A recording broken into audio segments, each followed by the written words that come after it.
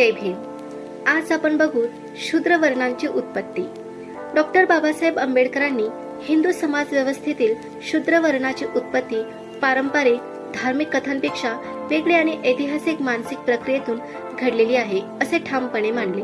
त्यांनी आपल्या ग्रंथात हू वेअर द शूद्रास यामध्ये त्यांनी शूद्र हे मूळचे दास किंवा नीच नव्हते, तर क्षत्रिय वर्णातूनच निर्माण झालेली एक समाज घटक होते ते पुराव्यासह स्पष्ट केले. शूद्र आणि सूर्यवंशीय क्षत्रिय.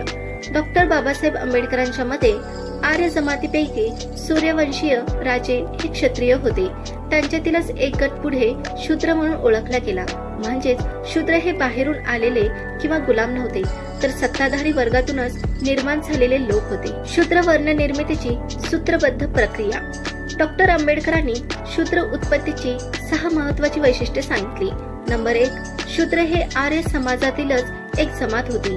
ती सूर्यवंशीय क्षत्रियांशी संबंधित होती.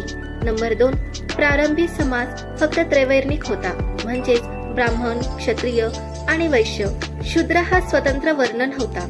नंबर 3, शूद्र हे क्षत्रियांचाच एक भाग होते, स्वतंत्र नीच वर्ग नव्हते. नंबर 4, शूद्र राजे व ब्राह्मण यांच्यात सतत संघर्ष होत असे.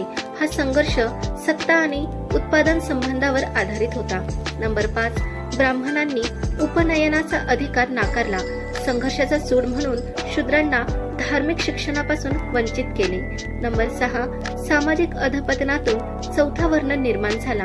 उपनयन नाकारल्यामुळे शूद्र क्षत्रियांखालून वैश्यांच्याही खाली गेले आणि चातुर्वर्ण्य व्यवस्था अस्तित्वात आली. डॉक्टर बाबासाहेब आंबेडकर सांगतात की बौद्ध धर्म वेदप्रमाणे मानत नव्हता. जन्माधारित श्रेष्ठ कनिष्ठतेला विरोध करत होता.